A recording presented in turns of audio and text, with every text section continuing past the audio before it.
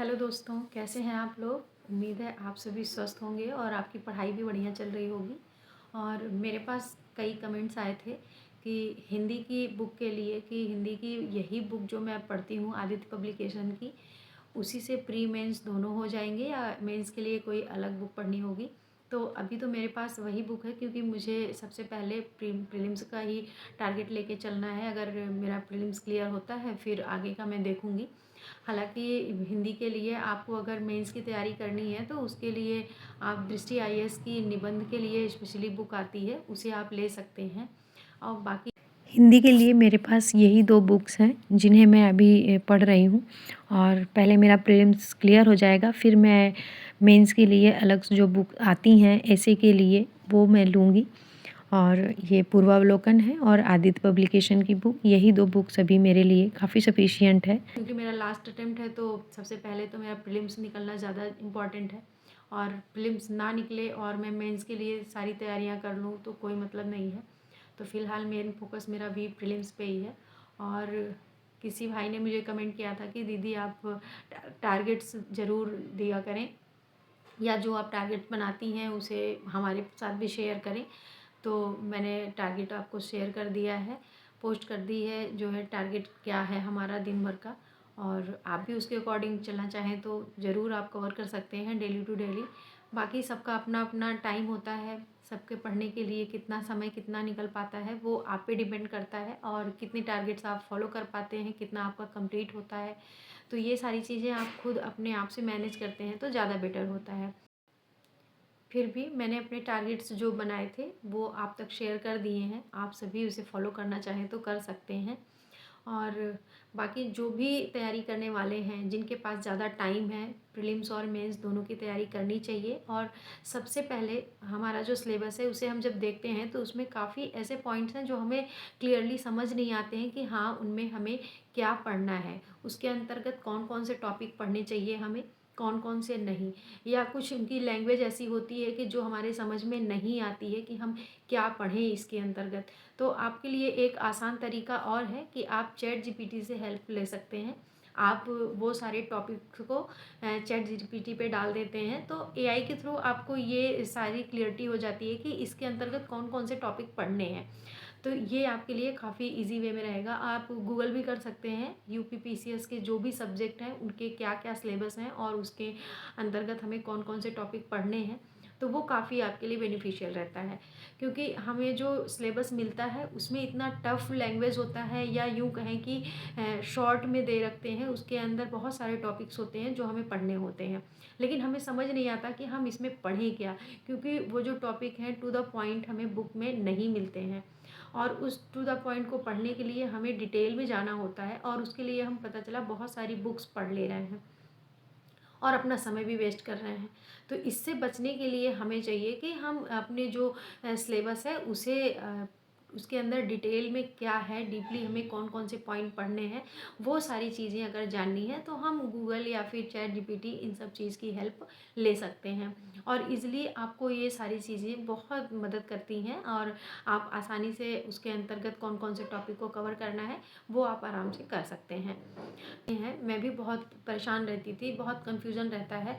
जब आप पढ़ाई की शुरुआत करते हैं, तैयारी की शुरुआत में हमें नहीं समझ आता है कि हम क्या पढ़ें, क्या छोड़ें, या कौन से टॉपिक पढ़ने हैं, कौन सी बुक पढ़नी है। और इस चक्कर में हम बहुत सारी बुक्स, बहुत सारे वीडियोज़ देखने में अपना समय जो है वेस्ट कर देते हैं। हमारा बहुत सारा समय उसी में बर्बाद हो जाता है, ये जानने में। बहुत सारी वीडियोज़ हम स्क्रॉल कर रहे हैं, यूट्यूब पे देख रहे हैं, गूगल कर रहे हैं, या किसी भी कोचिंग वाले का स्ट्रेटजी फॉलो कर रहे हैं, जो कि हमारे लिए ज़रा सा भी मददगार नहीं होता है। हाँ, हो सकता है थोड़ी बहुत आपकी हेल्प हो जाए, लेकिन हमें क्लियरली जो चीज़ जाननी है, जो मेन हमारा टॉपिक है, जिस चीज़ के लिए हम देख रहे हैं उस वीडियो को, वो चीज़ें शायद ना कंफर्म हो पाएँ और हमारा टाइम वेस्ट होता रहे। क्योंकि मैंने खुद रियलाइज़ किया है, मैंने खुद बहुत सारी वीडियोज़ देखी और बहुत सारे टारगेट्स लोगों के, बहुत सारी स्ट्रेटजीज़ फॉलो की, लेकिन कुछ भी नहीं हुआ। जब आप खुद से पढ़ते हैं तभी आपको समझ आता है कि हाँ, हमें इसके अंदर कौन सी बुक पढ़नी है, कौन सी बुक्स लेनी है, कौन सी टॉपिक जो हैं वो कौन कौन से हमें कवर करने हैं।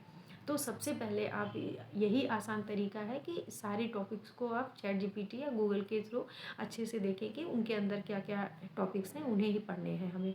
और फिर उसके बाद उससे ज़्यादा आपको जानने के लिए पीवाईक्यूज़ आपकी हेल्प करते हैं। जब आप पीवाईक्यूज़ देखते हैं तो उससे आपको ये भी क्लियर हो जाता है कि हाँ, कौन कौन से सब्जेक्ट में किस टाइप के क्वेश्चन आते हैं, और आप उसी के अकॉर्डिंग तैयारी अच्छे से कर पाते हैं।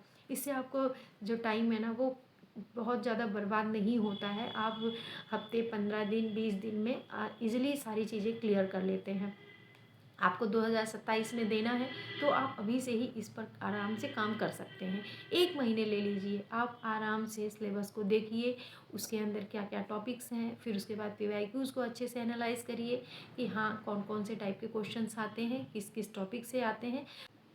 तो उससे आपको काफ़ी आसानी होगी और बहुत सारी मदद मिल जाएगी आपको तैयारी करने में, क्योंकि आप तैयारी करना चाहते हैं तो आप एक भीड़ का हिस्सा होते हैं और उस भीड़ से अलग होना है आपको।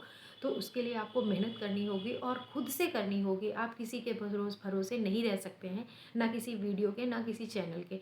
और या तो फिर आपको कोई हेल्प करने वाला आपका कोई साथी मिल जाए, तब तो आपके लिए काफ़ी बेहतर हो जाता है, या आप किसी कोचिंग की मदद लेते हैं तो बेहतर है। लेकिन आप सेल्फ स्टडी कर रहे हैं, उसके लिए आपको खुद से एफ़र्ट लगाने होते हैं, और उसके लिए सबसे अच्छा तरीका यही है कि आप अच्छे से सिलेबस को देखें। सिलेबस को गूगल या चैट जीपीटी के माध्यम से उसके अंतर्गत कौन कौन से टॉपिक हैं उसे जानें, फिर पीवाईक्यूज़ देखें, और फिर वो सारे टॉपिक को आप 1 बाय 1 अपनी कॉपी पे एक तरफ से नोट डाउन करते जाएँ, और फिर उसी के अकॉर्डिंग अपनी तैयारी करें। और जब आप अच्छे से बुक्स को पढ़ेंगे ना, 1 बार 2 बार, तो आपको समझ आएगा कि हाँ, क्या इम्पोर्टेंट है इसमें, क्या नहीं है। और उन्हीं इम्पोर्टेंट टॉपिक्स को आप शॉर्ट नोट के रूप में लिखें, ताकि बार बार आपको बुक्स पढ़ने की ज़रूरत ना हो। अगर आपके पास टाइम है सफिशिएंट तैयारी करने के लिए, आप सही समय पर तैयारी कर रहे हैं, तो आप आराम से तैयारी कर सकते हैं। 1 साल, मैक्सिमम 1 साल में अच्छे से तैयारी हो जाती है। अगर आप 6 से 7 घंटे या 5 घंटे भी दे रहे हैं, आराम से अच्छे से तैयारी हो जाएगी आपकी। और फिर आप टेस्ट लगाएं, जब एग्ज़ाम नज़दीक हो टेस्ट ज्वाइन करें, या फिर ऑफलाइन टेस्ट लगाएं, जैसे भी हो। लेकिन टेस्ट का काफ़ी जो है महत्व है इसमें, वो आपके लिए काफ़ी बेहतर होता है, आपको तैयार करता है एग्ज़ाम देने के लिए, ताकि आप बाद में जब एग्ज़ाम देने जाएं तो आपको ये ना लगे कि हाँ, टाइम कम हो गया, या कैसे हम हैंडल करें, क्वेश्चंस को कैसे सॉल्व करें। वो सारी चीज़ें आपको टेस्ट लगाने से अच्छी हो जाती हैं। और जो भी बातें मैंने बताई खुद के एक्सपीरियंस से मैंने सीखा है, और उम्मीद है कि आपके लिए काफ़ी हेल्पफुल होगी।